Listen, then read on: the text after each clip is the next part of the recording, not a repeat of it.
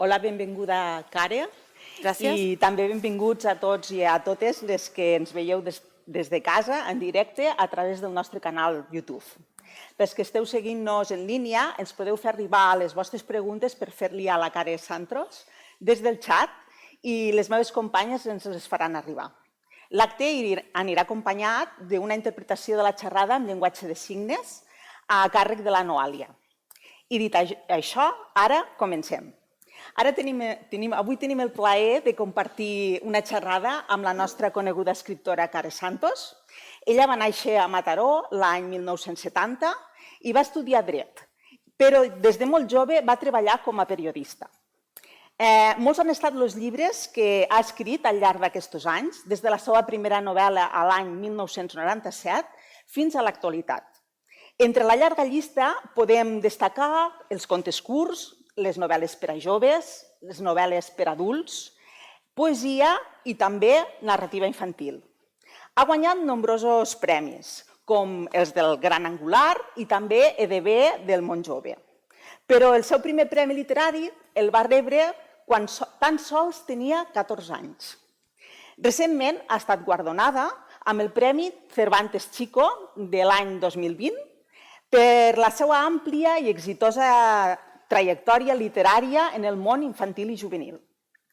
I avui ha vingut al nostre espai juvenil per parlar sobretot de les novel·les per a joves.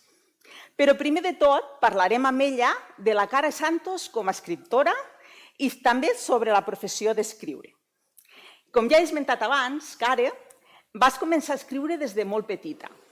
Però quina relació i quin lligam hi ha entre l'escriptura, la carrera de dret i el treball com a periodista? Que difícil per ser la primera. Bé, primer de tot, deixeu-me saludar a tots els que ens segueixen des de casa. Tant de bo poguéssiu ser aquí, espero que en altres ocasions i que no sigui gaire tard ens veiem. I gràcies per acompanyar-me i per conduir això. Estic encantadíssima d'estar aquí a la biblioteca. Les biblioteques són el meu hàbitat, encara que sigui així, que ara és un hàbitat una mica estrany, és un hàbitat com una mica trist també, perquè falta el més important de les biblioteques, que són els lectors. Clar, tenim els llibres, ens falten els lectors. Bé, et contesto, que no et pensis que no et vull contestar. Doncs la relació entre estudiar dret, escriure i el periodisme. Jo crec que encara faltaria una pota d'aquestes que no lliguen. Encara faltaria el ser mare de família nombrosa. I de totes aquestes coses, encara el periodisme lliga, no? Lliga una mica, perquè jo vaig arribar al periodisme perquè era l'únic lloc on passava una cosa estranyíssima per una persona que li agrada escriure i que la seva dèria és escriure, que és que escrius i et paguen.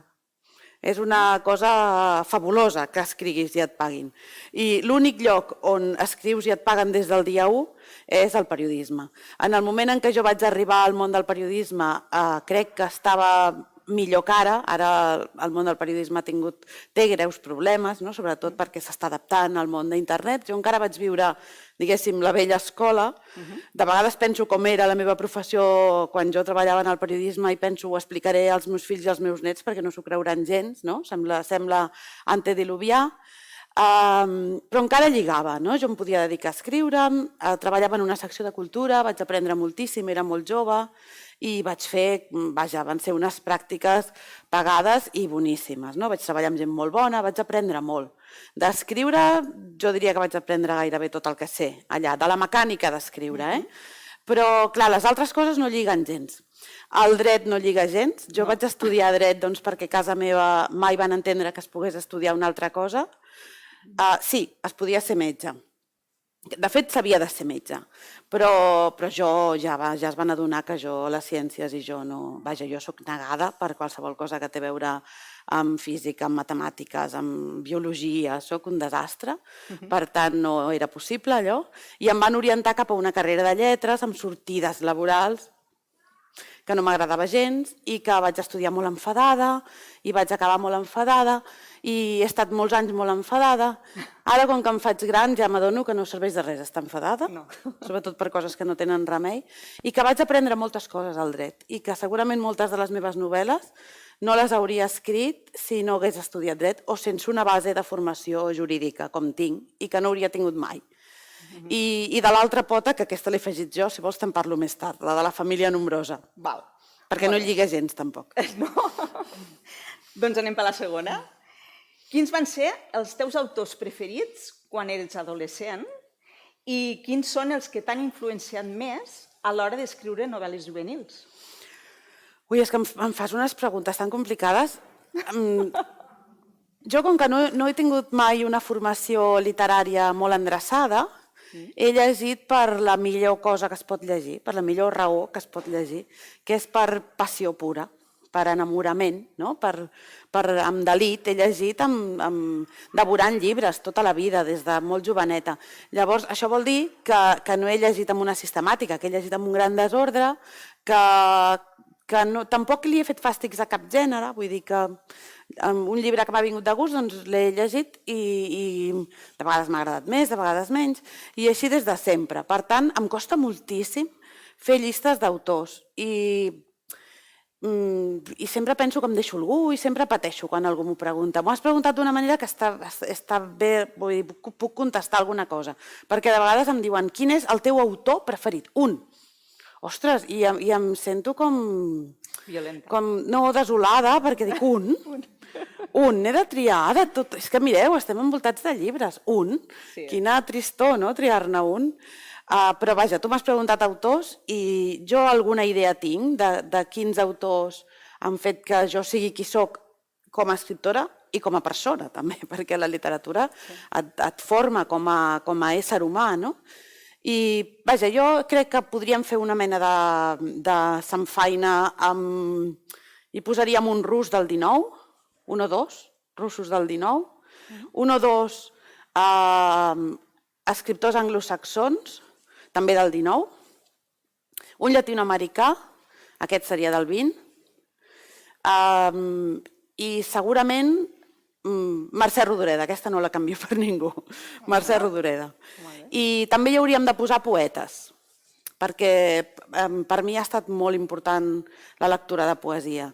I aquí podríem triar, tinc uns quants per triar, però per triar-ne un de cada de les meves dues fonts, Josep Carner i Pedro Salinas, que no són mals ingredients.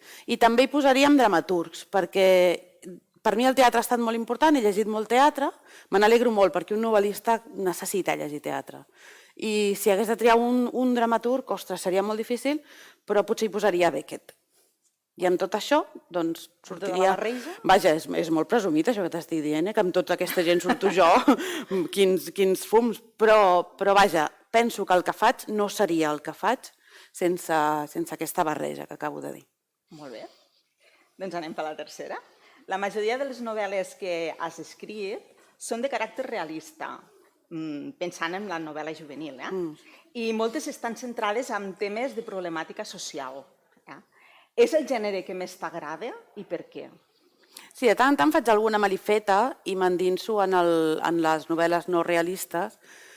He tastat altres coses, perquè va haver uns anys que em vaig dedicar a fer proves. Tinc una novel·la de ciència-ficció, ja vaig veure que no era el meu gènere preferit, la ciència-ficció, i que segurament no el faig gaire bé, però sí que de tant en tant faig una novel·la de terror. I fantàstica. Sí, fantàstic de terror. I perquè m'encanta el gènere de terror, perquè jo vaig llegir molta literatura de terror, sobretot quan era adolescent. També tens alguna romàntica? És que la vida sense amor, què és, no? Però decididament romàntica... Però bàsicament la majoria són realistes. Sí, però gairebé sempre el romanticisme està ficat amb el realisme, perquè és així, no?, la vida. Però fins i tot jo penso que el fantàstic, el sobrenatural, té a veure sovint amb el realisme, que la vida no destria. La vida no és fantàstica o realista, sinó que el fantàstic està completament barrejat amb la nostra experiència diària, no? I així intento tractar-ho també a les novel·les. Però vaja, considero que aquestes de terror són una mica malifetes o homenatges a aquella lectora adolescent que vaig ser, que s'ho passava també passant un terror inaudit, no? I quan més por passava, més bé m'ho passava. I patia molt, però gaudia molt també, gaudia molt. I el realisme, doncs, ja fa uns anys que cada vegada es tornen potser més dures les meves trames, els meus arguments,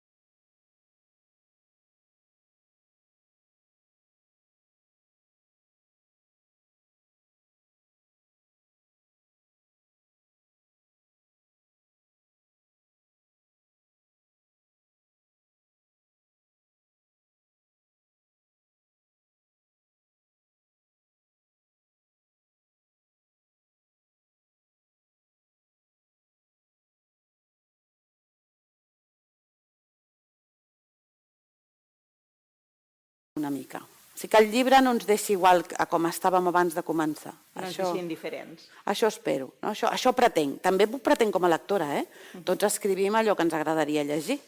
Com a lectora també busco llibres que em descobreixin algun aspecte del món, dels altres, de mi mateixa, per què no? Un llibre, una novel·la també és un mirall. I que d'alguna manera em canviï, encara que sigui una cèl·lula, però que em canviï una mica. Molt bé. Què suposa per tu, com a escriptora, rebre tants premis com has rebut? Un reconeixement? Un al·licient per continuar? Una sorpresa inesperada? Sí, si això fos una cosa d'aquelles de marqui amb caselles, les marcaria totes. Totes tres. Sí, tot això que has dit. Clar, i una gran sorpresa personal, també. Jo no escric perquè em donin premis, ni mai vaig preveure que em donessin cap premi. M'han passat moltíssimes més coses del que jo pensava que em passaria. I boníssimes, no? No tot és bo el que m'ha passat, però me n'han passat moltes de bones. I no m'ho esperava. Per tant, encara que soni una mica carrincló, sóc una dona feliç en aquest sentit. M'ha passat molt més de bo del que esperava que em passaria. Però els premis sí que és important. Jo penso que sóc una persona amb els peus a terra. Sempre ho he estat. Igual que sóc molt cartesiana i molt endreçada amb les meves coses, també penso que sóc una persona amb els peus a terra, que no tinc un ego que calgui pentinar cada 10 minuts i sóc molt conscient que els premis que t'alegren molt i que s'han de gaudir, per descomptat, tot això per descomptat, però també convé oblidar-los així que puguis. Perquè el que no pots fer és seure l'endemà o 2 dies després que et donin un premi amb el premi al cap. Això és horrorós. I penso que no pots permetre i has de lluitar tant com puguis, si és que et cal, no pots permetre que els premis et facin canviar ni un centímetre la teva dinàmica de treball, el teu nivell d'exigència.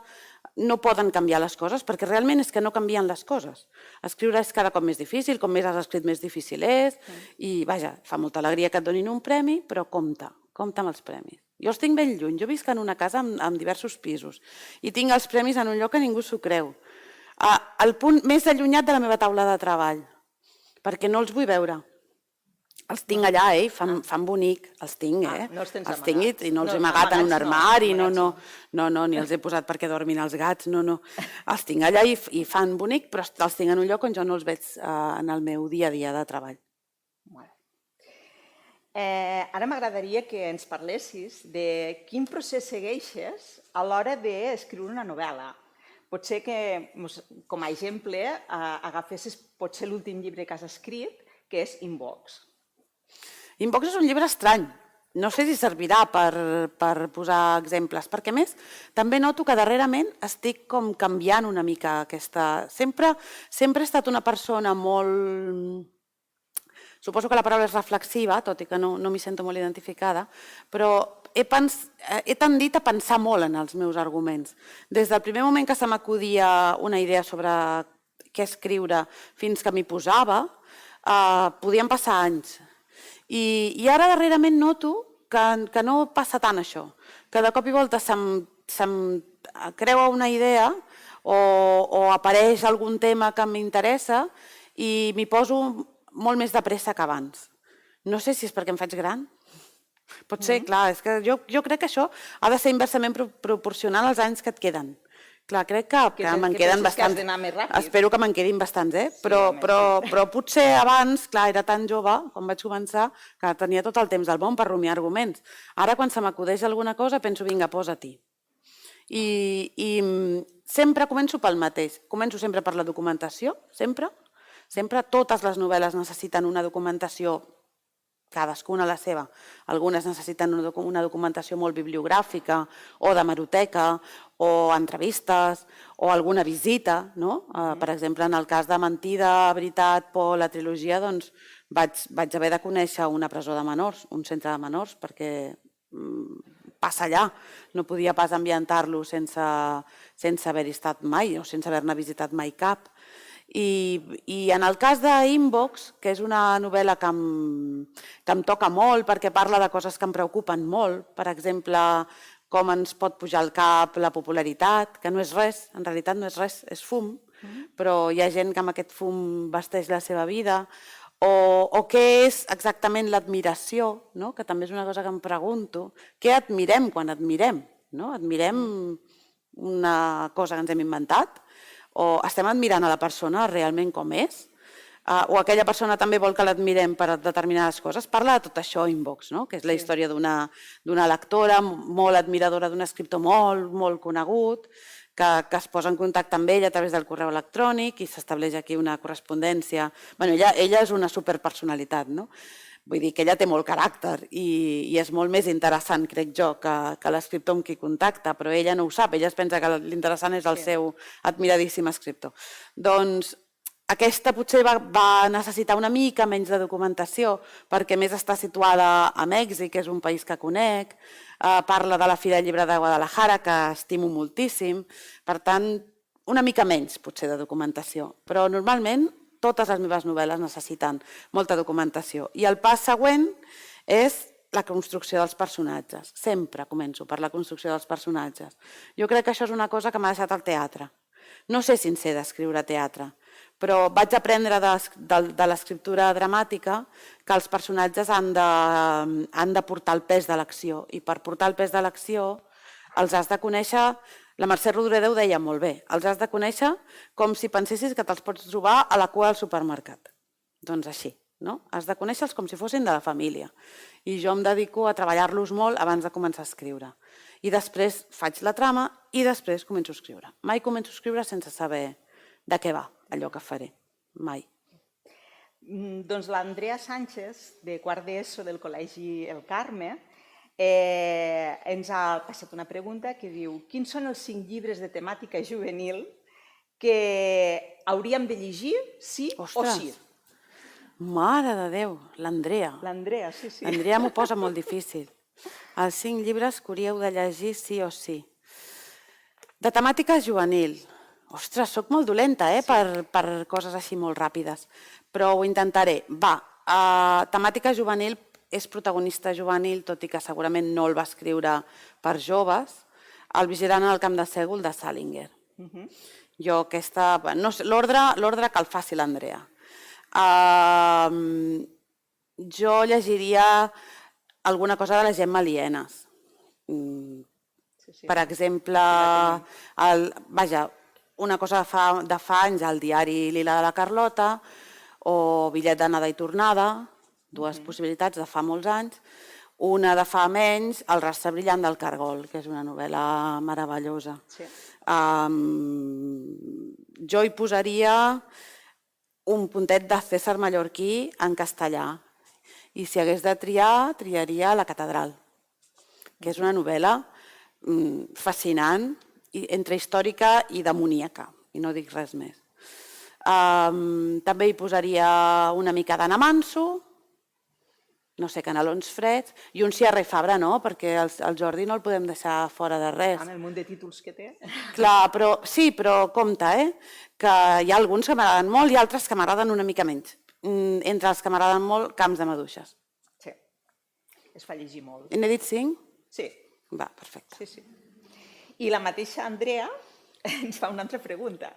Diu, penses escriure sobre com els adolescents ho estem passant durant la pandèmia o alguna cosa relacionada sobre el tema? Jo crec que la pandèmia es colarà en algun moment en alguna novel·la i no serà tard, vull dir, serà més aviat que tard. No he previst encara ni com ni on, potser la propera novel·la que escrigui, i sí que sé que es colarà abans a les meves novel·les de joves que a les novel·les d'adults. Perquè, a més, la literatura per joves sempre és com un banc de proves. No amb mi, en general. És un banc de proves. Els autors ens atrevim a tastar abans temes i formes i fins i tot l'aparició de tecnologies. Això hi ha estudis que ho demostren i professors que s'hi han dedicat a estudiar-ho. Però estic segura que allà on sortirà primer és en una novel·la per joves. Ara, on no li sé dir encara a l'Andrea, però segur que sí. La Mireia López de tercer d'ESO, també del Col·legi El Carme, també ens ha fet arribar dues preguntes. Una diu, una mica ja has parlat alguna cosa d'això, però diu, quan escrius, en què sols inspirar-te? O et deixes portar? Ui, jo si em deixo portar no vaig enlloc. Jo admiro molt sempre aquests escriptors que diuen a mi els personatges em porten. Jo en el meu estudi tinc un divan d'aquests com antic, com d'abans, no és antic però ho sembla. I sempre m'imagino els meus personatges asseguts allà. De vegades són tants que no hi caben. I de vegades sí, de vegades són menys i són allà d'una parelleta o tres allà asseguts. I sempre me'ls imagino preguntant-me, bé, què noia, què fem avui? Perquè ells sols no fan res, jo no sé si és que no els he educat bé o no sé exactament, els meus personatges no reaccionen. Sí, estaria bé.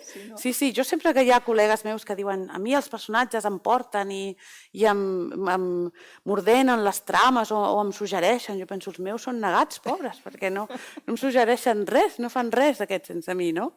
Però vaja, com que sóc una mica manaire, ja m'agrada que els personatges depenguin de mi també. Però en realitat jo no puc improvisar, necessito tenir-ho tot clar des del primer moment, necessito saber on vaig, necessito preveure el final és molt important i no puc deixar llacunes al mig d'allò que estic escrivint perquè no s'omplen. Llavors ho prevec tot des del primer moment. Molt bé. I l'última pregunta d'aquest bloc, diguéssim, és quin consell li donaries a algun jove que volgués ser avui en dia de professió escriptor? Ostres, uns quants, n'hi donaria uns quants. Li faria una llisteta, no? Jo soc molt aficionada a fer llistes i quan els meus fills em pregunten coses importants sempre els faig una llista de coses que han de fer. Doncs jo li diria que llegeixi molt. Com que som molt joves, la gent que ens estan veient, o imagino que la majoria de la gent que ens està veient, si com més jove ets, més pots permetre llegir per gust, per passió, descobrir, no fer cas gaire d'allò que s'ha de llegir. Si t'ho prens seriosament, a mesura que vas fent anys, has de llegir també allò que s'ha de llegir. És a dir, has de llegir els clàssics, has de conèixer el món grecollatí, has de conèixer el segle d'or, has de conèixer el XIX, la Renaixença en català, depèn també de quina sigui la teva llengua literària, no? Però has de fer els deures en la llengua literària que hagis triat. I també li recomanaria que escrigui. Clar, aquí també que escrigui el que vulgui, però cada dia. I de vegades quan dic això em diuen és que no tenim temps d'escriure cada dia, tenim molts deures, tenim extraescolars, tenim família, tenim amics, tenim una línia cada dia abans d'anar a dormir. Es pot escriure cada dia. I un escriptor... És com aquella frase de mica en mica s'omple la pica. Clar, i això ja ho deien els clàssics, no? Cap dia sense una línia, una sola línia. No cal escriure... Home, si pots escriure un paràgraf curtet, doncs fantàstic. Si pots escriure un paràgraf més llarg, doncs encara millor. Si pots fer mitja pàgina, doncs millor. Però aquesta gimnàstica d'escriptura és bona si vols ser escriptor, per anar-t'hi acostumant. Un altre consell és que no es desanimin, i aquest potser és el més important de tots, perquè jo sempre, de vegades quan vaig a instituts i algun noi o noia m'ho pregunta, sempre li dic el mateix, que li semblarà que ningú l'espera, perquè potser és veritat que sembla que ningú l'espera, els editors del món, diguéssim, no estan esperant a ningú concret, però sí que l'esperen. Esperen a ell o algú com ell, o ella. Pot ser ell o ella aquell a qui estan esperant. Per tant, que no es desanimin i que passi el que passi, doncs que continuïn endavant i continuïn endavant. I afegiria un consell que sembla una ximpleria, però no és, que es comprin un quadern per portar a sobre. S'ha de dur sempre a sobre un quadern. Jo perquè he deixat la bossa allà, perquè allà va el meu quadern. S'ha de portar sempre el quadern, s'ha de comprar i després s'ha de dur. Clar, si el compres i te'l deixes al calaix de casa no serveix de res, però s'ha de tenir un quadern resistent. Això depèn del teu ritme a la vida, no? Si el teu ritme a la vida és elevat, compra't un quadern que aguanti el teu ritme, que no es vagi desmuntant pel món. Però un quadern i porta'l a tot arreu, perquè de cop apareix un nom, una idea, un lloc, el nom d'un carrer. Hi ha noms de carrers molt inspiradors on poden passar enamoraments, assassinats, pèrdues d'objectes importants o troballes d'objectes importants. I això s'ha d'apuntar per quan apareix a la vida. O sigui, és molt important la llibreta. Molt important, molt important. Si vols ser escriptor, el primer que has de tenir és un quadern. Molt bé. Doncs ara anem a passar al segon bloc i una mica parlarem de les teves novel·les. Val? Jo havia pensat una pregunta sobre l'última novel·la que has escrit, que és Inbox, i la meva pregunta era si aquesta novel·la és una mica autobiogràfica. I si és que no, si t'hagués agradat que et passés una història com la que expliques en el llibre i que t'hagués passat en algun escriptor conegut i en quin escriptor t'hagués agradat que et passés. No ho és autobiogràfica ni des del punt de vista de l'Alèxia ni des del punt de vista del Woodward, no? que és l'escriptor aquest famosíssim. Però jo vaig escriure una carta d'amor absolut dient llegiré tot el que faci, sóc una fan absoluta. Jo era molt joveneta, no sé, devia tenir 13 anys, no em va contestar mai, que desagradable. I a més diré qui era, és mort, pobra. Em podria contestar ara des del cel, segur que ara té més temps. Li vaig escriure a Gabriel García Márquez i li vaig enviar, jo no sé d'on coi vaig treure la seva adreça de Mèxic, però la vaig aconseguir i li vaig enviar. Llavors, no sé si algú la va llegir, aquella carta, o deu estar en un museu, no tinc ni idea d'on va arribar aquella carta, si és que va arribar a algun lloc.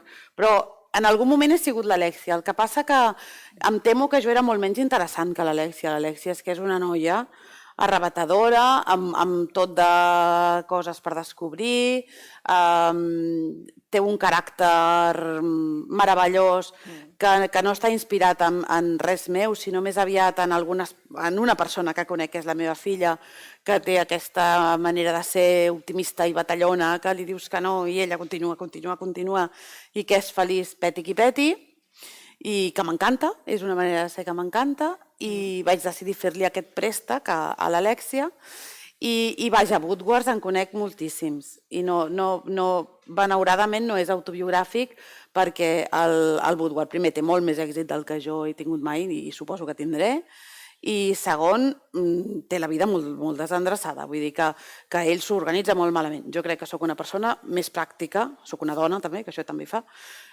sóc una persona més pràctica, vaja, em penso que no trobaria la manera de fotre'm la vida en l'aire d'aquesta manera que ho fa ell, d'una manera tan evident, sense pensar en res ni en ningú. Crec que no ho faria. Tampoc he begut mai res, que ell beu molt, que és un factor important en la novel·la. Jo bec te amb llimona. Així no farem res. Molt bé, molt bé. Després l'Aurora també ens fa arribar 2 preguntes sobre 50 coses sobre mi. I diu, aquest llibre conté informació molt valuosa sobre l'alcohol i el seu consum. A l'escriure aquest llibre, has volgut explicar els perills de l'alcohol als joves amb un llenguatge que els pugui fer seu i veure's identificats? Sí i no. Jo no escric mai un llibre dient ara vaig explicar els perills de l'alcohol als joves, perquè suposo que perquè no m'agrada fer d'adulta. I ho resumeixo, Ho resumeixo. Jo faig de mare dels meus 3 fills perquè ho he de fer, perquè és el meu paper, però és molt desagradable fer d'adulta. Vull dir, venir a dir, ara vinc a explicar-vos què heu de fer, joves. No ho faré mai, tampoc suporto que ho facin amb mi, que em diguin què he de fer. No ho suporto. Ara bé, clar, escric des dels meus valors, evidentment, escric des del coneixement de causa, perquè mai la meva vida havia estat tan plena i replena d'adolescents com ara, tinc 3 fills adolescents i tots els seus grups d'amics i totes les seves aventures diàries, doncs, vaja, que no n'havia sabut mai tant, i m'esvero. Clar, de tant en tant m'expliquen coses que m'esveren i que em fan pensar aquí hi ha una novel·la. I val la pena explicar-ho. Allò de hi ha coses que ningú diu, doncs és aplicable aquesta novel·la igual que ho és a d'altres meves. Doncs un dia em vaig adonar molt esverada que la gent molt jove, que veu molt, no té ni idea dels efectes que això li causa. I no entenc per què. Ells no s'han informat, però altres persones tampoc els han informat.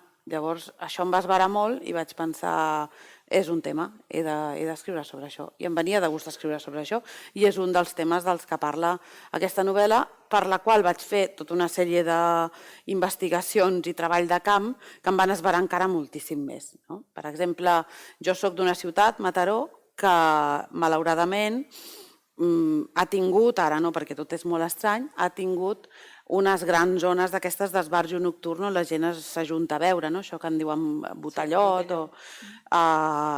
I el seu hospital té una unitat especialitzada en tractament de problemes amb l'alcohol, de comes provocats per l'alcohol, i en tenen casos cada cap de setmana. Llavors, clar, tot això jo no ho sabia. De vegades comences a perseguir un tema i així que t'hi poses fas uns descobriments que et confirmen que aquell és un tema del qual val la pena parlar. I va ser això el que va passar, que vaig decidir que era un tema fabulós, que valia la pena parlar-ne i valia la pena encara més parlar-ne per la gent jove.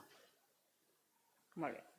Doncs la Nana, no sé si diré bé el cognom, Coulibaly, de quart d'ESO del Col·legi del Carme, diu: què és el que et vas inspirar a escriure aquesta trilogia de veritat, mentida i por? A mi m'interessen molt, el món de la delinqüència juvenil m'interessa molt. M'interessa molt els mons marginals, aquests mons que sembla que queden molt lluny, o de vegades ens pensem que ens queden lluny i en realitat els tenim aquí mateix, els tenim a tocar o els tenim dins de casa. I el món de la delinqüència juvenil m'interessa perquè m'interessa el moment en què algú esdevé una altra cosa. Clar, l'adolescència és un moment de canvis. Per això és tan apassionant, no? Per això sempre val la pena parlar d'adolescents i de l'adolescència. Perquè en l'adolescència comences a ser tot allò que seràs a la vida. Tot allò. Bo i dolent. Si comences a ser una cosa bona, el que sigui, no? Comences a aficionar-te pel cinema perquè seràs un gran muntador de cinema. És fantàstic, però és que potser també comences a ser un lladre de cotxes o un assaltador de cases i també és aquest moment en què fas aquest canvi. I a mi això em crida l'atenció. Em crida l'atenció en quins entorns es produeix, en quines realitats es produeix, com hi ha entorns que ho tenen molt més difícil. Hi ha nois i noies que creixen en famílies, en entorns, en grups d'amics, que fan que tinguin les coses molt complicades. I d'això gairebé mai es parla. Sempre que parlem d'adolescents i delictes, en parlem amb una duresa i amb una cruesa que oblida que aquests nanos fa 2 dies eren molt petits i que potser han nascut en un entorn que no els ha posat les coses de cap altra manera. Llavors, m'interessava parlar-ne, m'interessava conèixer-ho bé i d'aquí va néixer tot plegat. La Nana et fa una altra, diu: per què has decidit fer una trilogia i no un llibre sencer d'aquesta sèrie i quina de les dues opcions prefereixes a l'hora d'escriure? Sí, llibre sencer o sí trilogia? Sí. Jo odio les trilogies, quines coses, eh? N'he fet 2, però les odio. Sí, no les suporto, les trilogies, i sempre malfio de les trilogies. Jo en cap moment vaig voler fer una trilogia. És impossible que jo vulgui fer una trilogia, perquè no m'agraden. Et va sortir? Primer jo volia fer una novel·la, Mentida, vaig acabar Mentida, i amb el final de Mentida vaig conèixer una realitat amb la que no comptava. Jo intuïa que el món de les presons de menors havia de ser dur, intuïa que la realitat que hi ha al darrere havia de ser molt dura i m'interessava parlar d'aquesta realitat, d'aquests barris dedicats a la delinqüència, on la droga té una presència tan important, on és difícil tenir les mateixes oportunitats que en altres llocs, sobretot per la gent jove, on ser un lector, com és l'Eric, és amagar-se perquè li fa vergonya fins i tot que el vegin llegir, perquè en realitat el que està bé en el seu barri és fer boxa o anar al gimnàs o ser molt fort o molt catxes o molt fanfarró. I ell s'amaga el llibre perquè li fa vergonya que el vegin. Bé, doncs, jo volia fer això. El que passa que vaig conèixer una realitat que no sabia que existia, i és com de difícil és pels nois i noies que han passat per la presó tornar al seu barri, tornar al seu món. Perquè la presó és una bombolla, a la presó estan controlats, mengen, fan esport, van a classe, si s'ho munten bé i no són tontos fan amics, aprofiten el temps, deixen les drogues, es desenganxen i tenen gent que els cuida, tenen un tutor, tenen serveis socials, tenen psicòlegs, és a dir, que és un entorn molt protegit per ells. El problema és quan això s'acaba. Quan això s'acaba, clar, quines possibilitats pot tenir un nano que després de passar per la presó, quan surt, l'està esperant tota la seva família per anar a atracar cases a l'Empordà. Tornar al mateix entorn d'on ha sortit. Clar, del seu entorn delinqüencial pesa més que qualsevol bon propòsit que s'hagi pogut fer. Potser ell surt de la presó pensant ara estudiaré, ara buscaré una feina normal, però potser no té les oportunitats per fer-ho o l'entorn per fer-ho. Com pot tirar endavant un nano que tots els seus amics són d'alguna manera delinqüents, o traficants, o lladregots, o el que sigui, o estan ficats en bandes, o... Clar, ho tenen dificilíssim. Jo he vist casos de nois i noies que han passat per la presó que lluiten com burros per sortir d'aquesta situació i ho fan, se'n surten. Hi ha un alt tant per cent de nois i noies que han passat per presons juvenils que mai més tornen a delinquir. Però jo no ho sabia, no sabia aquesta duresa de la tornada. I va ser conèixer-los a ells, descobrir aquesta realitat i decidir que volia escriure sobre això, perquè era molt més difícil.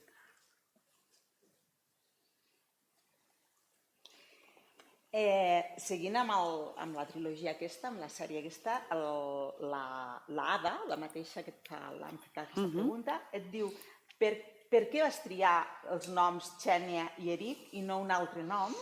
I què és el que tenen d'especial aquests noms?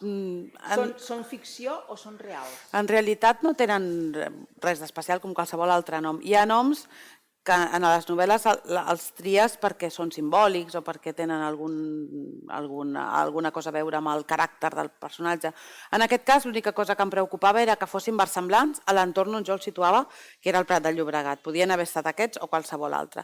I la Xènia sí que és un homenatge a una Xènia que vaig conèixer. No era Xènia al món real, era Xènia al món virtual, però em va explicar una història que li havia passat. Era una noia de 16 anys que vaig conèixer en un institut, si no recordo malament a Màlaga, que em va explicar una història d'engany per internet, que no s'assembla a la de la novel·la, però que vaig decidir fer-li aquest petit homenatge fent servir en realitat el seu pseudònim, no el seu nom. Molt bé. I una altra pregunta d'aquesta sèrie diu, pel que fa a aquesta sèrie m'agradaria saber si has conegut en primera persona algun jove que ha estat empresonat i es trobés en un centre de reforma de menors i si creus en la reinserció dels joves a la societat. Caram, són profundes aquestes. Sí, n'he conegut bastants i totes les històries de les que parlo a les 3 novel·les i una altra que vindrà estan basades en aquestes experiències d'ells, però com comprendreu, és un tema que no es pot explicar... Vaja, no es pot explicar en alguna cosa que hagi de quedar públicament. Vull dir que he de ser molt cauta perquè primer eren menors, perquè ells van demanar ser anònims i perquè jo he de tenir molta cura. Jo em vaig comprometre que mai explicaria ni les seves experiències ni donaria els seus noms. Però sí, que estigui ben tranquil·la, que tot el que s'explica a la novel·la... Vaja, tranquil·la o intranquil·la, perquè s'expliquen unes coses bastant tremendes, però estan basades en la realitat. I crec en la reinserció, sí, i aquest sí ha de ser en majúscules i subratllat amb color fluorescent. Sí que hi crec. Ara, també demana esforç. Coneix els casos? Sí, en conec bastants. I a més, les xifres oficials són molt optimistes. Hi ha un tant per cent molt alt de nois i noies que han passat per centres de menors i mai més han delinquit. I és molt alt, infinitament més alt que el mateix percentatge en centres d'adults. És a dir, que no sóc jo qui creu, és que és així. Els joves es reinserten molt més a la societat. Ara també lluiten molt més per fer-ho i se'n surten. Molt bé. Doncs em sembla que tenim una pregunta des del xat. Que bé. Tenim moltes preguntes, Karen, per tu. A veure, n'hi ha algunes que ja les has anat responent, d'acord? Així que, intentarem, les que has respost ja queden respostes i algunes són molt semblants. Per exemple, la Fàtima i la Èrica ens pregunten quina és la teva inspiració o influència per escriure un llibre, d'on te surten les idees? Ostres! Si t'inspires, si ja ho tens pensat o t'inspires en el moment quan ho vas escriure. Mireu, fan la pregunta clau. És la gran pregunta, no? D'on surten les idees? Si ho sabéssim, i s'han escrit moltes coses, fins i tot hi ha tractats de neuròlegs, investigacions de neuropsicòlegs, perquè no deixa de ser un misteri. D'on surt la imaginació, no? D'on venen les ocurrències? Qualsevol ocurrència, no ha de ser una història per escriure una novel·la, sinó qualsevol cosa. La paraula inspiració, que també la fan servir elles a la pregunta, està com molt sobrevalorada. Jo no hi crec gaire en la inspiració. Jo crec que la inspiració és més aviat una manera d'anar pel món. A tu se t'acudeixen idees perquè en busques. Tot el dia em busco d'idees i tot el dia estic com connectada, o procuro estar-ho, tot i que soc molt distreta, procuro estar connectada amb la realitat i vaig a la recerca, sempre, tota la meva vida. És una recerca de possibles temes per escriure. Hauria de ser molt, molt maldestra per passar-me la vida buscant i no trobar res, evidentment. I de vegades les idees són una llambregada. De cop i volta no saps per què, alguna cosa que diu algú, una cosa que veus, una notícia que llegeixes, et dona peu a imaginar tota una història que vingui darrere. Això sí, s'ha de perseguir aquesta història, no n'hi ha prou amb això. No conec cap escriptor que amb aquesta llambregada pugui construir una novel·la. Aquesta llambregada és l'inici d'una recerca que és la que et portarà a escriure la novel·la. Crec que això és la inspiració, aquesta actitud. Una altra. Les anem fent. Moltes gràcies. A veure, també te transmeto dues preguntes que poden anar molt relacionades. El Pol Garcia ens pregunta si de petita t'agradava escriure i la Fàtima Adere voldria saber qui et va animar a ser escriptora, si va ser cosa teva o tu vas parlar amb algú que te va aconsellar. De petita m'agradava escriure? Sí, clar, m'ha agradat escriure des de sempre, des de que vaig aparèixer al món. Jo crec que m'agradava escriure des d'abans de saber escriure. I no em recordo mai sense escriure. És a dir que sí. I llegir, que són dues coses que van juntes. No es pot escriure sense llegir. És com si volguessis ser cuiner però no tastar les coses, no tastar els ingredients. Com es fa això? I la segona era, perdona? Qui et va animar a ser escriptora? Jo he tingut molta sort en això, perquè conec molta gent, col·legues meus, que a més de les dificultats del fet mateix de voler ser escriptor, que és complicat perquè això és... Ningú sap què fer-ne de tu, no? És una cosa que no tens cabuda enlloc, que t'has de llaurar un camí, que ningú t'espera, que has de conèixer editors. En el meu cas, per exemple, jo no coneixia cap editor. Jo no venia d'un entorn on conèixer editors fos normal, no coneixia tampoc cap escriptor. Per tant, vaig haver de ficar-m'hi, no? I és més complexa. Però si a més de tot això t'has de barallar amb els de casa, diguem, perquè no t'entenen o perquè volen que facis una altra cosa o perquè et veuen escriure i diuen ai, deixa això, doncs segurament si a més t'has de barallar amb el teu propi ambient o convèncer-los que allò que fas està bé, segurament no te'n sortiràs. Llavors jo he tingut la gran sort que sempre he tingut gent que em recolzi, sempre. Em van recolzar els meus pares, m'ha recolzat el meu home, que sempre, des que ens vam conèixer, ha cregut en mi, quan al principi era difícil, creure en mi ara és més fàcil, però encara no té tant mèrit, però al principi era difícil. I m'han recolzat els meus fills, que també és molt important, perquè ara no viatjo gaire, però m'he passat temporades de la vida viatjant molt, amb ells petits, mitjans i grans i adolescents, i amb problemes, i amb exàmens, i sense... Per tant, que ells de cop i volta diguessin vés-te'n, mama, que nosaltres t'esperem aquí, no pateixis, donava molta tranquil·litat.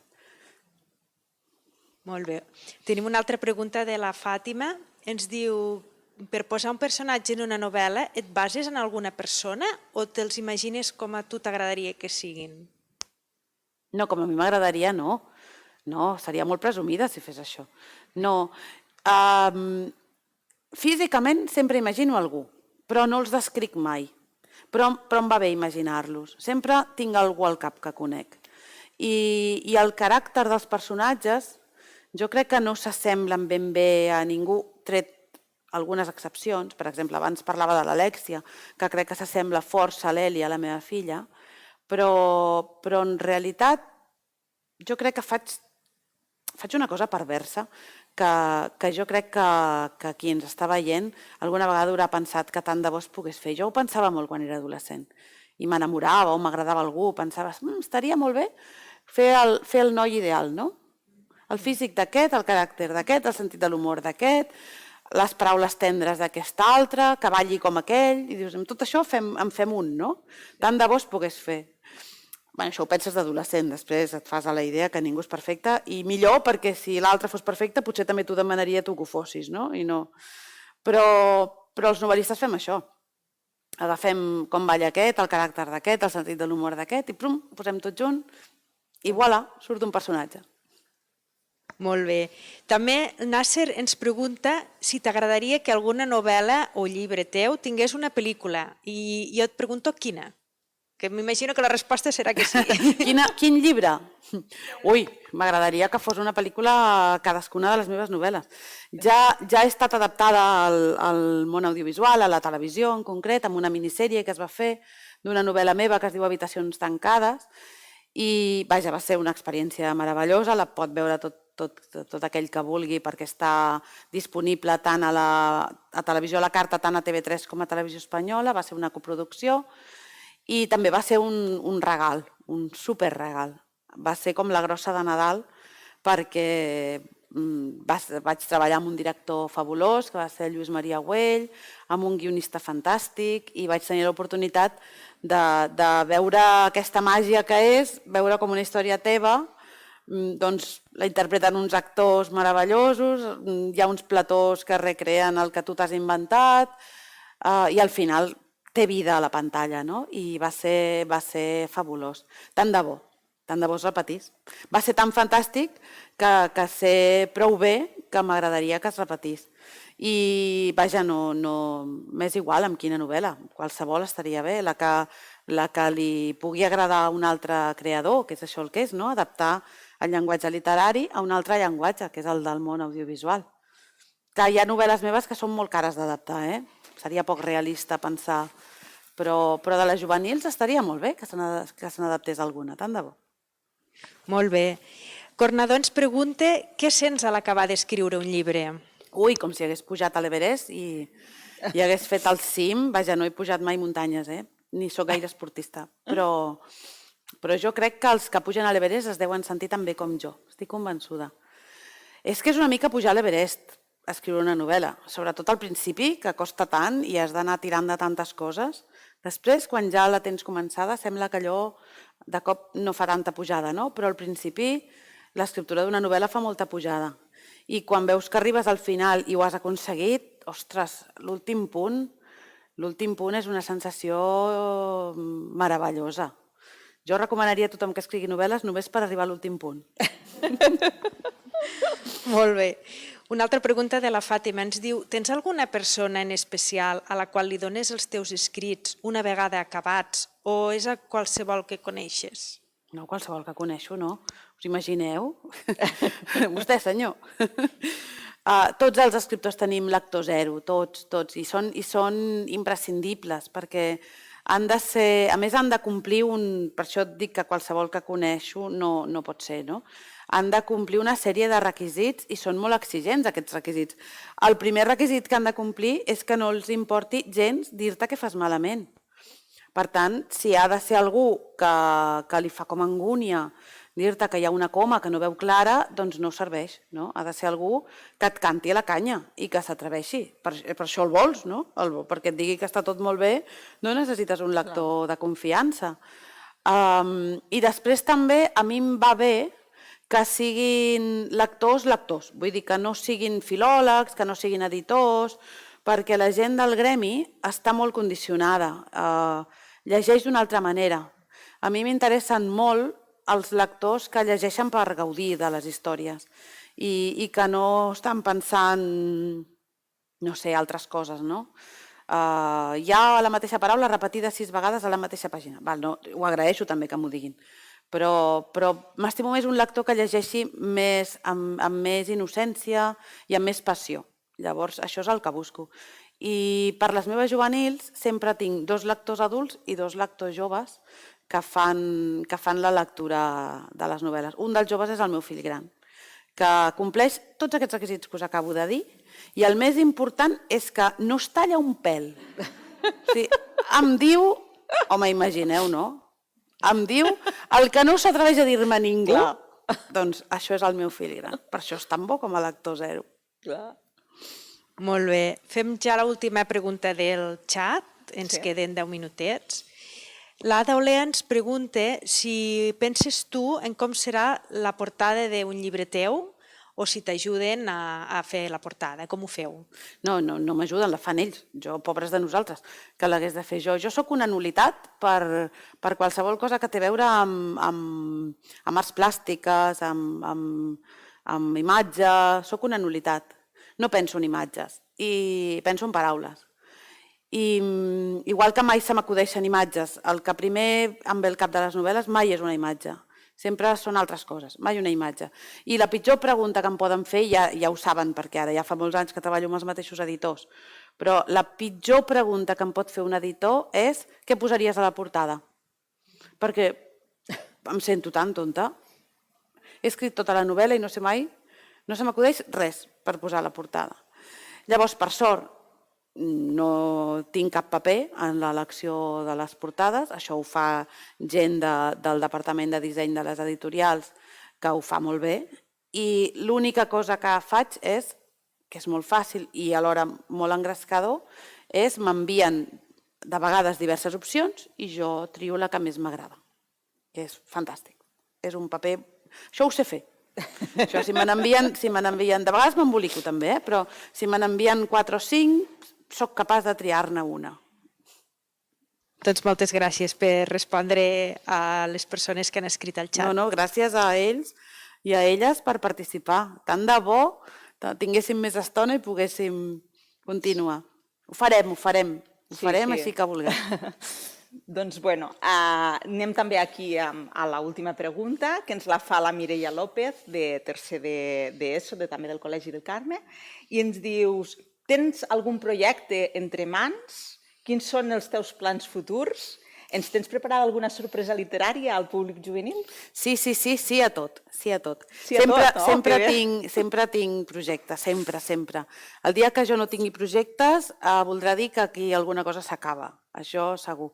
I de vegades m'atabalo de tantes coses que m'agradaria fer. Ara tinc una novel·la a punt de sortir, això vol dir que ja està escrita. Juvenil? Sí, juvenil, i a més té a veure amb la trilogia de Mentida, Veritat i Por, i és la història, i a més, com que els conec, perquè els conec i amb d'aquests llibres n'he parlat molt i n'he parlat molt amb ells, sé que alguns tindran una alegria en saber-ho, és la història del Ben, que és un dels personatges, vaja, el personatge sobre el qual gira tota la trama, és el cosí que no és cosí de l'Eric, és una mica més gran que l'Eric. No és clar, ara algú estarà pensant, però i com pot ser la història del Ben, si el Ben és mort, i és mort a mentida, i de seguida, no? Doncs és abans, clar. És la història de com el Ben va arribar a ser el Ben. I explica la franja que va entre els 12 anys i els 16 del Ben. És a dir, coneixereu un Ben jovenet, que es busca la vida, que és molt llest i que comet alguns errors. Seria com la part 0. Seria, més o menys. Sí, és això que se'n diu un spin-off, una preqüela. I es diu Ben. I aquesta... Vaja, jo imagino que ja deu estar fins i tot impresa i que d'aquí poquet arribarà a les llibreries. Crec que té previst sortir al gener.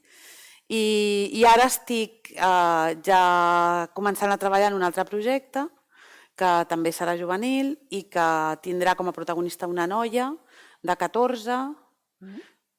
Ara penso que us he de dir que no, perquè si m'engresco us l'explicaria tota. No es facis spoiler. Però només diré que ha comès un crim terrible, però que en realitat és molt més innocent del que sembla. Molt bé. No sé, us engresco amb això que dic? Sí, ens Que has bé, deixat. perquè això volia. Molt bé, molt bé. Doncs bé, per acabar, donar-te les gràcies per haver vingut a la Biblioteca Pública de Lleida, agrair-te per donar-nos la possibilitat de conèixer-te com a persona i saber més coses sobre les teves novel·les i esperem tornar-te a veure aviat, potser deixant una porta oberta a una propera trobada on els joves podran presencialment poder-te conèixer.